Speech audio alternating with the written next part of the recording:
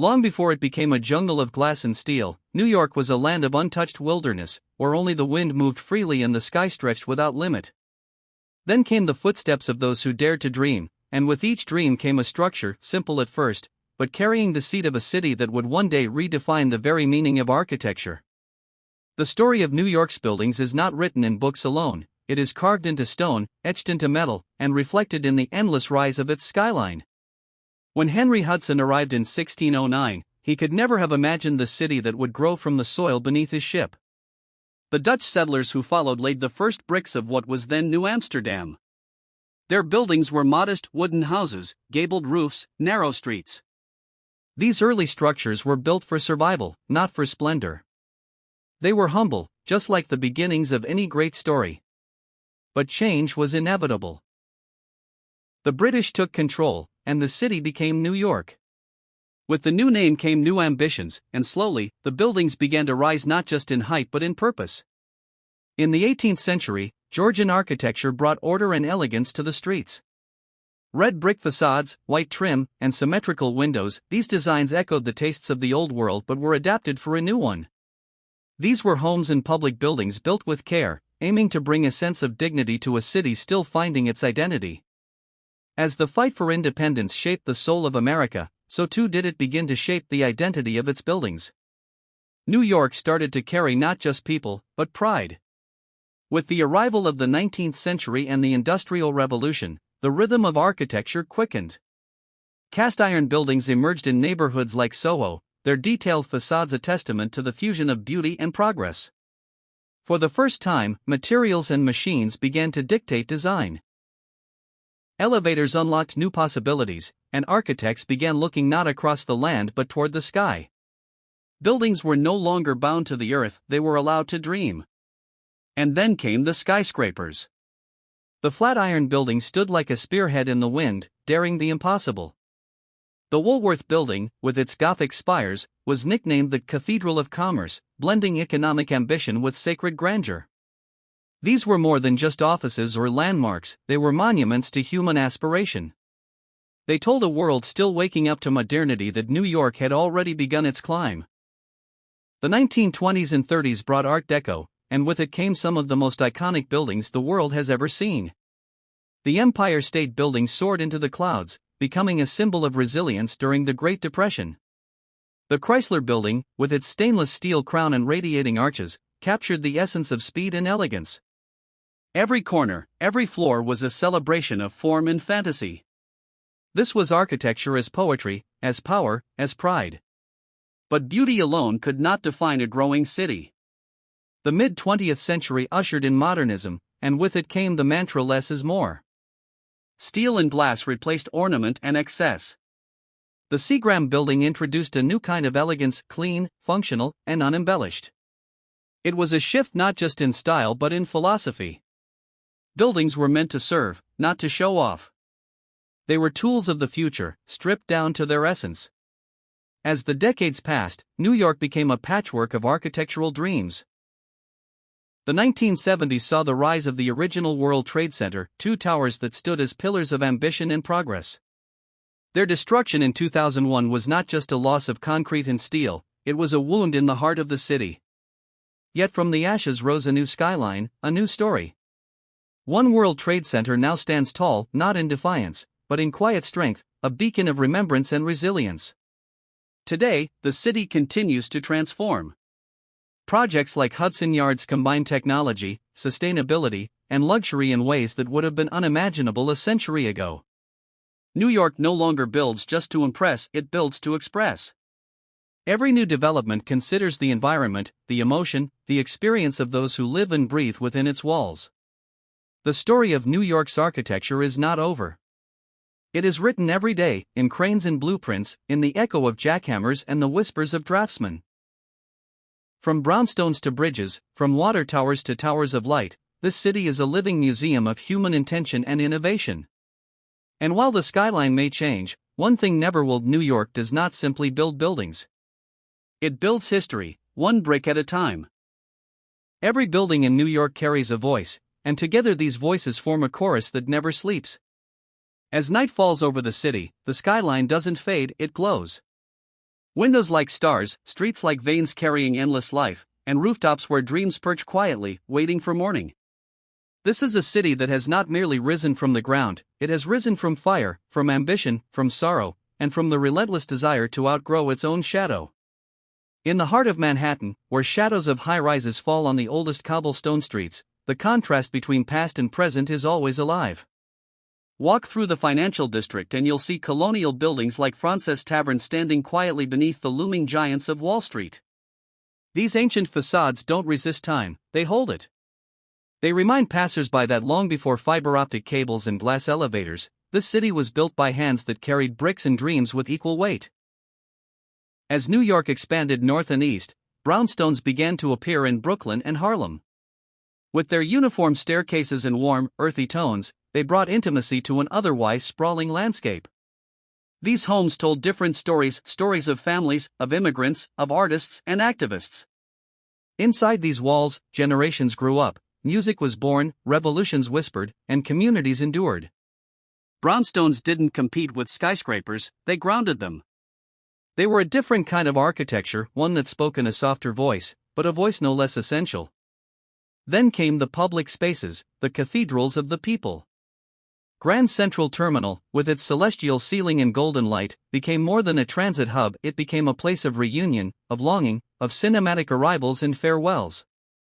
The New York Public Library, guarded by stone lions, opened its doors not just to readers, but to seekers. Here architecture became democratic. It wasn't just for the elite or the powerful. It was for anyone who needed a roof under which to hope. The bridges, too, have their stories. The Brooklyn Bridge, completed in 1883, is more than stone and cable.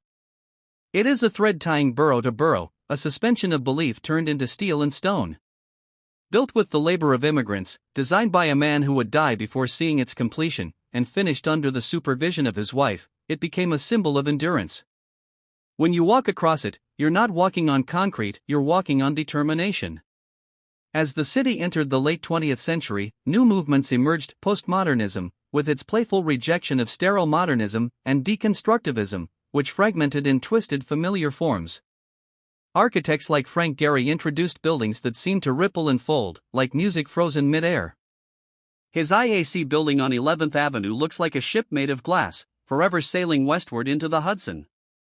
These structures question the very idea of what a building should be. Could it be a sculpture? Could it express emotion? In New York, the answer was always yes. Architecture here is not only about height or material, it is about presence. It's about how a building enters a street, how it listens to the city around it, and how it speaks back. The High Line, a former elevated railway turned park, transformed an industrial scar into an urban sanctuary. Flowers now bloom where freight once thundered.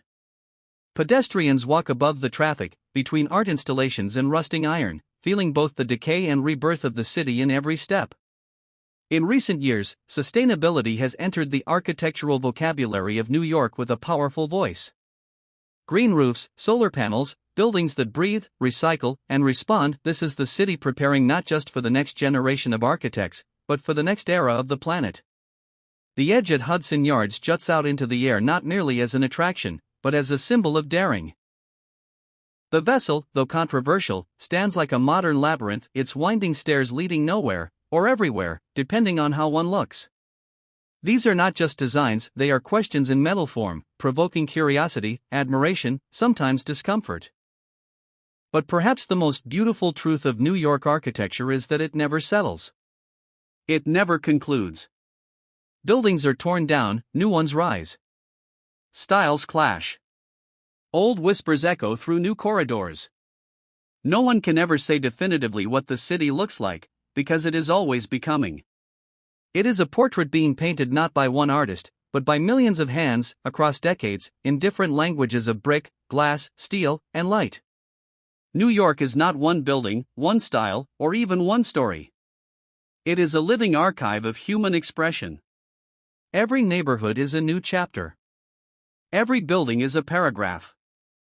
And when you stand beneath the city's towering silhouettes, or beside its crumbling brownstones, you are not just standing in a place, you are standing in a story still being written. There are moments when the city seems to pause, not stop, for New York never truly stops, but pause just enough for you to hear its breath between the noise. It might be in the early morning haze, when sunlight touches the glass of high-rises and turns them golden for a fleeting minute. Or it might be at night, when rain slicks the streets and reflections stretch out like secret corridors across the pavement. In those moments, the architecture reveals something quieter, something deeper, that it is not only built to shelter the body but also to mirror the soul. Each generation that touches New York leaves a mark not just in the culture, but in the concrete. The Jewish immigrants of the Lower East Side, the Italian Masons of the Bronx, the African American artists of Harlem, the Puerto Rican dancers of Lois Ida, the Korean grocers of Flushing, the Pakistani cab drivers, the Bangladeshi chefs, the Polish workers, the Dominican poets, the Chinese builders, all of them have shaped the city in ways no blueprint can fully capture. Their stories seep into the bricks, whisper along staircases, echo in courtyards, and shine from the upper floors of buildings that rise like prayers. Walk through Chinatown and you'll find buildings that were once tenements now housing herbal apothecaries and tea shops, their facades painted with characters from distant homelands. In Harlem, the Apollo Theater stands resilient, framed by Art Deco details and stories of 1,000 songs sung into being. In the East Village, fire escapes zigzag down buildings that have witnessed punk revolutions, poetry readings, riots, and romance.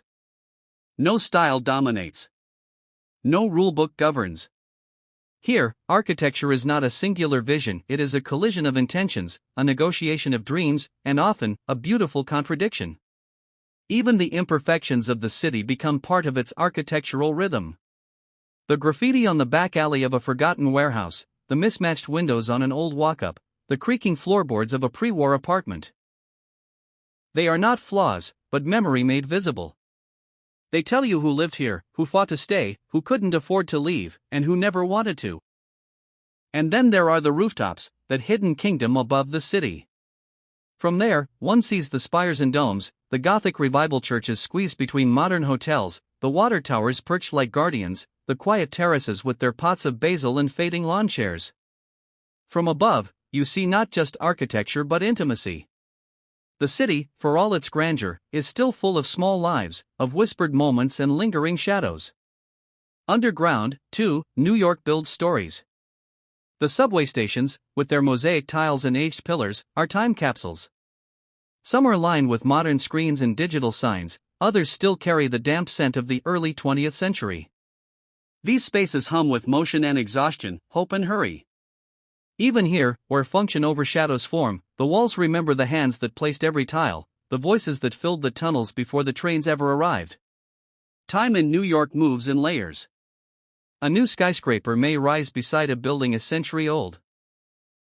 A glass tower reflects a brownstone stoop. A steel bridge stretches over a cobbled alley. There is no past or present here, only coexistence. And that, more than anything, defines the architecture of this city. It is not linear, it is not pure. It is a labyrinth of lives and layers, of roots and wings. No other city has used its architecture so deeply as an expression of survival. After every disaster, fire, flood, crash, collapse, the city has rebuilt, not to erase what came before, but to build upon it. Even tragedy has its place in the skyline. The 9/11 Memorial, with its twin reflecting pools and cascading water, is not made to impress but to remember. It is architecture as elegy. A space not built to hold people, but to hold silence. And still, the cranes move. The welders climb. The draftsmen sketch. The city builds and builds again. Somewhere right now, an architect stares at a blank sheet of paper, wondering how to draw something new without forgetting what has already been drawn. That is the weight and wonder of New York. It asks its builders not just to imagine, but to listen to the wind, to the people, to the heartbeat of the city under the streets. This is a city where architecture is not a product but a process. A never-ending act of becoming. You cannot draw a final line around it. It will always escape the edge of the page. And maybe that is the point, not to complete the city, but to keep contributing to it, as if every building, every brick, every idea is a word in the longest, most beautiful sentence ever written by human hands. And so, as you stand in the heart of this city, or merely dream of it from far away, know that New York's architecture is not just what you see, but what you feel. It's in the weight of stone and the lightness of glass, in the hush of libraries and the thunder of subways, in the ancient wood of church pews and the clean steel of new towers. Every corner you turn, every building you pass, every shadow that falls across your face is part of a living epic. This is not a frozen museum of past achievements, it is a breathing, growing, ever-shifting symphony of dreams, failures, resilience, and reinvention. New York's skyline is not just a line of towers etched against the sky.